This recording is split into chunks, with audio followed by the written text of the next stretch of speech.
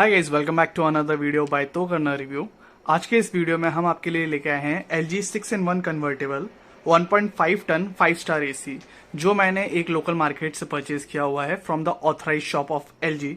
और ये प्रोडक्ट मुझे पड़ा है 44,000 रुपीज का विथ इंस्टॉलेशन। वेयर एज ये सेम प्रोडक्ट अगर आप ऑनलाइन परचेज करते हैं तो आपको इसकी वैल्यू 44,000 मिलती है, प्लस इसके साथ में आपको 1,500 rupees for the installation charge देना पड़ता है। और अपार्ट फ्रॉम दिस आपको जो इसका एक्सटर्नल यूनिट होता है उसको रखने के लिए जो स्टैंड होता है उसका भी कॉस्ट पे करना पड़ता है।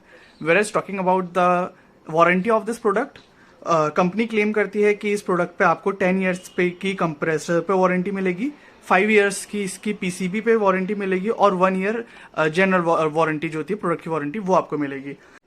सो जब भी आप लोग इस तरीके के इन्वर्टर ECs अपने घर पे लगवाते हैं, सो ऑलवेज मेक श्योर कि आप एक स्टेबलाइजर अपने साथ में अपने EC के लिए जरूर लें। कई सारी कंपनी क्लेम करती हैं कि आपके जो ECs होते हैं, इन्वर्टर ECs होते हैं, विदाउट स्टेबलाइजर इजीली काम कर सकते हैं। But let me get this thing specifically clear to you guys. ये विदाउट स्टेबलाइजर जो कहते हैं कंपनीज की आप इनको ऑपरेट कर सकते हैं, उसका कुल बेसिक उसका मतलब ये होता है कि सर्टेन वोल्टेज जो रेंज होता है उसके बीच में आपका AC वर्क कर जाएगा।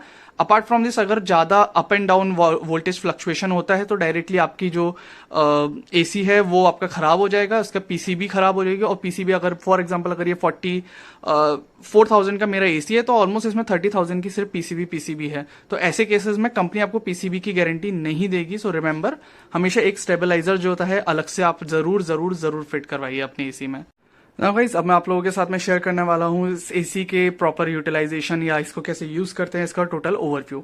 So this is the unit जो आपके अंदर में AC की लगी रहती है। इसके यूनिट के अंदर के जो वायर्स होते हैं वो स्टेबलाइजर से अटैच होते हैं, और स्टेबलाइजर का जो वायर होता है वो आपके टोटल MCB से होता है। इसके साथ में ऐसा एक रिमोट भी आता है जिससे आप अपने जो AC है इसको ऑन ऑफ कर सकते हैं। इसके पीछे इस AC के साथ में आपको 10 फीट लंबा कॉपर वायर जो होता है जिसके थ्रू इसकी गैस और टोटल इसके कूलिंग जो होती है वो ऑपरेट होती है, वो इसके साथ में मिलती है। और इसके एक्सटर्नल यूनिट भी इसी के साथ में आती है, इंक्लूडिंग 44,000। ओके, सो अब मैं इसको इस AC के आपको फीचर्स बता देता हूँ। सबसे पहले मैं आपको बता दूं, रिमोट पर आप जैसे देख पा रहे हैं ये जो बटन होती है ये ऑन ऑफ करने के लिए होती है।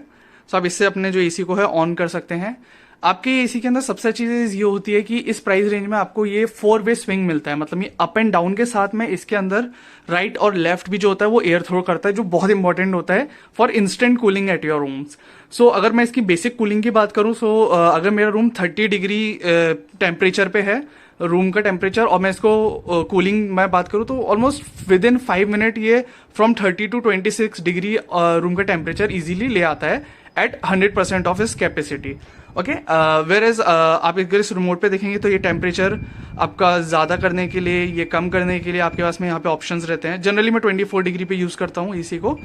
यहाँ पे नॉर्मल जो मोड्स होते हैं उसका आता है। ये 6-in-1 जो इसमें आप देख पा रहे होंगे रिमोट पे, ये मेजर इसका होता है। तो बेसिकली 6-in-1 इसमें क्या होता है, इसमें 6 फॉर्म्स आते हैं।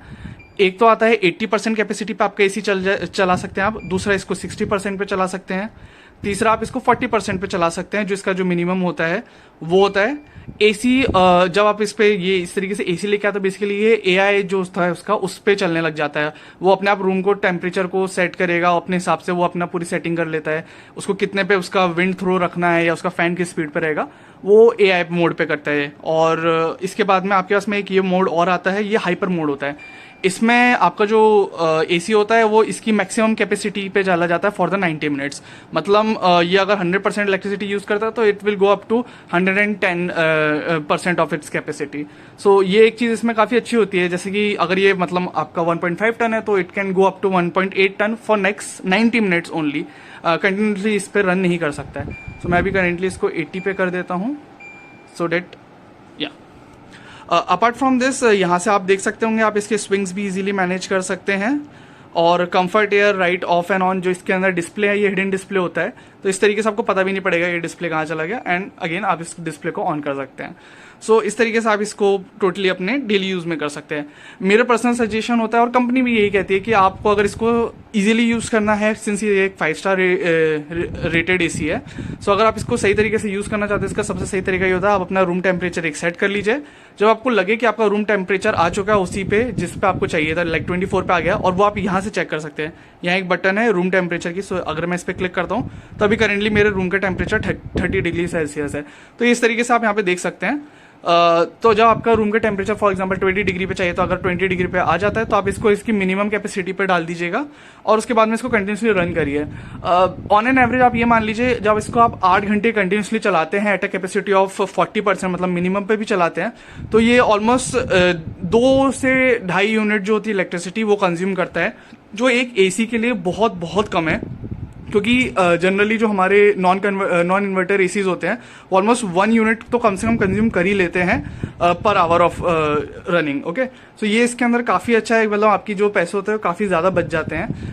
अपार्ट फ्रॉम दिस इसकी कूलिंग डिसेंट है, मैं ये नहीं बोलूँगा बहुत अच्छी है। इसके पहले मैं पैनासोनिक के एसी यूज़ करता था और मेरा पर्सनल रिव्यू है कि पैनासोनिक के एसी ज़्यादा अच्छी कूलिंग देते हैं, but since this is a inverter AC so of course इसको थोड़ा सा टाइम लगता है, क्योंकि इन रिटर्न ये आपको काफ़ी ज़्यादा इलेक्ट्रिसिटी बचा के दे रहा है। सो कूलिंग स्लो है बट अच्छी है, कांस्टेंट देता है, ऐसी कूलिंग में इसमें दिक्कत नहीं आती है। अपार्ट फ्रॉम दिस गाइज मैं बहुत ज़्यादा आपके साथ इसका 1 मंथ रिव्यू भी शेयर करूंगा, जहां मैं इसके pros and cons in brief आपके साथ में शेयर करने वाला हूं।